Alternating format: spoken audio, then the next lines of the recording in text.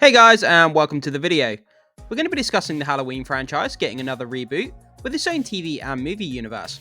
So let's dive into this horror news. But before we get started, make sure you hit that subscribe button, hit that like button, and stay up to date with all the movie and streaming news we have going on around here, guys. So guys, we're going to take a look at this article here from Bounding into Comics. New Michael Myers, Halloween TV and film universe in the works from Miramax Television. Yeah guys, so it looks like Michael Myers and the Halloween franchise is due for another reboot. Obviously, Blumhouse just had its trilogy. It's been finalized and it's all done and finished. The first film in the trilogy from Blumhouse was quite well received. A lot of people really liked it. And then obviously the subsequent sequels, the second and third movie came out. And with each subsequent movie, people kind of fell off it. They didn't like it so much. But that first one is still really good. And I think a lot of people will agree that it is a really good movie. But yeah, guys, so Miramax Television reportedly won a bidding war to acquire the rights for the Halloween franchise, and the company plans to launch a TV and film universe with it. Yeah, guys, so obviously this franchise goes back to the 1970s, if you can believe it. These horror icons kind of spawned around the 70s and 80s, and they're still around to this day, which just goes to show the popularity of, the horror franchises that we love. They're still around, 40, 50 years later. People still love these characters when they're done right. People just enjoy them, and they keep cropping up time and time again. Different studios keep, making these horror movies, and it's great to see because, they're fun, they're ridiculous, they're over the top, just turn your brain off popcorn kind of horror movies. And it looks like we're getting more from Michael Myers across TV and movies in a shared universe, which is kind of crazy. So let's see what we can learn from the article, guys. According to Neil Andreeva at Deadline, Miramax Television has signed a wide-ranging deal with Trancas to develop and co-produce a Halloween TV series, which also includes a first-look agreement on other television projects for international marketplaces. While they have secured the rights for the Halloween television series, the idea is to create a film and TV universe. Yeah, so I'm not exactly sure how this is supposed to work. So they're going to have, obviously, Michael Myers and the Halloween franchise. They're going to be making more movies, but then they're also going to have a TV show. So is Michael Myers going to appear on the TV show and in the movies? Or is he just going to appear in the movies, and then is he going to have some sort of sidekick that shows up in the TV show? Or, how is it going to work? Because Michael Myers is best suited to the big screen, in my opinion. To have him show up in a TV show, I don't think would work very well. Is he going to show up in every episode? Is he only going to show up here and there, like as a cameo in his own show? Not really sure how that's going to work. I'd be curious to find out more information when it comes to light. So, Miramax head of Global TV, Mark Helwig, who will be overseeing the new Halloween series in collaboration with Trancas International Films, Malek Akkad, stated, "We couldn't be more excited to bring Halloween to television. We are thrilled to expand our long and successful partnership with Trancas and the brilliant Malek Akkad, introducing this iconic franchise to a new form of storytelling and a new generation of fans," he added. Akkad also stated, "Trancas International Films is extremely enthused by expanding our long-standing relationship with Miramax, and we look forward to working with Mark Helwig and the entire team in creating this new chapter." Yeah, guys, if they are going to make a TV show and Michael Myers is going to show up, they've got to make sure that it's done well because, like I said, guys, the last couple of films from Blumhouse with the Halloween franchise left a bit of a sour taste in people's mouths. So as to the popularity of the character in its current state, I'm not sure what people are feeling towards Michael Myers at the moment. As I say, coming off the last Halloween film, it was kind of a very mixed bag. That's kind of, saying it kindly.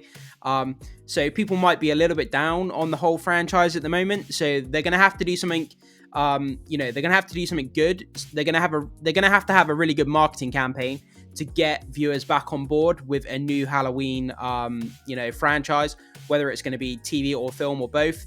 They're really going to have to win the viewers back over. So the Halloween franchise began on the big screen back in 1978 with John Carpenter's Halloween, that saw convict Michael Myers escape from the mental hospital and haunt a small town of Haddonfield, Illinois, where he comes against Laurie Strode and Dr. Samuel Loomis. Guys, I know I keep saying, but the fact that this came out in 1978 and, this character is still around, still continues to evolve, people still enjoy the character, it just goes to show how timeless these horror icons are. like Michael Myers, Jason Voorhees, Freddy Krueger, the Scream franchise, that's carved its own way out. That came out in the 90s, though.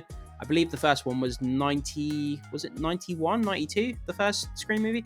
Anyway, guys, whatever day it was, it just goes to show that these horror icons, they stand the test of time.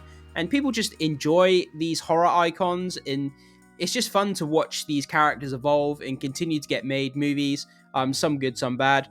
But yeah, they just stand the test of time, which is incredible. The franchise includes 13 feature films. 13 feature films. Could you imagine making the first Halloween movie and then, it goes on to make 13 feature films? It's just insane. And was recently revived in 2018 with a trilogy of films acting as a direct sequel to the original one. Yeah, this is another thing that's kind of taking trend as well, isn't it, guys? Where, they come out and do horror movies now, and they kind of, all of the rest of the horror franchise, they kind of ignore, but they do a direct sequel to the first movie. I think it's kind of a smart thing to do in some respects, because it's like, normally the first movie within a horror franchise is beloved and people love it, like The Exorcist. And then they tried to do a direct sequel. Obviously, Blumhouse just did their Exorcist movie, which was a direct sequel to the first one. Kind of bombed at the box office, which is unfortunate because they were supposed to be making a trilogy of films in the Exorcist franchise. But whether that's going to happen now or not, who knows? But yeah, guys, so that's kind of the trend in the horror franchise movement. The film, also titled Halloween, saw Jamie Lee Curtis reprise her role as Laurie Strode, as she once again has to confront Michael Myers. According to the numbers, the film grossed $255.4 million globally on just a $10 million production budget. Yeah, say what you want about Blumhouse and what they did with the Halloween franchise, but the fact that they made the first movie, I believe this is talking about the first movie, $10 million budget, and they made $255.4 million. That's insane. Imagine you had $10 and then you end up making $255. Like, that is an incredible return on investment. That's just insane. And Blumhouse definitely knows how to make a profit when it comes to movies. That's for sure. The film's success would see the creation of a trilogy with Halloween Kills and Halloween Ends. Halloween Kills grossed $130.8 million globally on a $20 million production budget. Even that, guys, what's that? 20, 40? That's 5, 6. That's like 5 or 6 times the return on investment that you made them, absolutely insane return. In 2021, while the Halloween Ends brought in $105.3 million globally on a $20 million budget in 2022. But guys, we also have to factor in, this was during the pandemic era. Movie theaters were being shut down left, right, and center. People were more hesitant about going out to watch movies. So that's why it took such a massive hit in its financials. So if the pandemic wasn't around, we could expect, this number here to be much bigger, and, the second number to be much bigger as well. What it could have gone on to be made, we have no idea, but it's fun to kind of speculate. So the entire 13 film franchise has grossed $855.1 million globally without factoring in inflation. Yeah, I remember this scene here, guys. This scene was just nuts. I believe this was Halloween Kills, the second movie in the recent trilogy, where Jason... I've got these other horror icons on my brain now. When Michael Myers was trapped in the basement at the end of the first film, and then the house gets set on fire, and then he comes out, and there's all these cops and firemen trying to put out the fire, and Michael Myers just comes out and slaughters all these firefighters. Absolutely insane scene. I thought it was so good. Are you interested in a Halloween TV series? What about a Halloween film and TV universe? The thing, yeah, guys, I'm going to go back to this because I don't understand, right? A Halloween film and TV universe. How is this possible? Because it's not like a comic book universe, comic book universe where you have hundreds of different characters who can appear on TV and film, and they can cross over in different TV and film events, right? But the Halloween franchise is centered around one central character, which is Michael Myers. Obviously, the Laurie Strode character is now done, so she's not in it any longer. So it's just the one main focus is Michael Myers. But, how can it be a universe for him to cross over from TV to movies? I don't understand, because it's just is he just going to cameo in his own show, like I keep saying? If the characters are going to appear in TV and film, then what's the point? Just have them in a film instead of a TV show. It's just one central character. So how can you have a shared universe from one central character? That's what I don't really understand. Unless I'm missing something. If I am, guys, put it in the comment section down below. Maybe I am. Maybe I'm not thinking it through. Maybe I'm missing something, or, you know, maybe my brain's just not working this morning. But yeah, guys, that's where we are. So it's kind of exciting if you're a horror fan and you like the Halloween franchise. It looks like there's a TV and film universe in the works from Miramax Television. So it's something to look forward to. Obviously, horror has had a massive resurgence in the last few years. It gets more and more popular as the years go on. Jump into the comment section, guys. Let me know what you think about this. Is it something that interests you? Have you kind of fallen off the Halloween franchise after what Blumhouse did with it? I'd love to know your thoughts. Thank you so much for watching, and I will see you soon.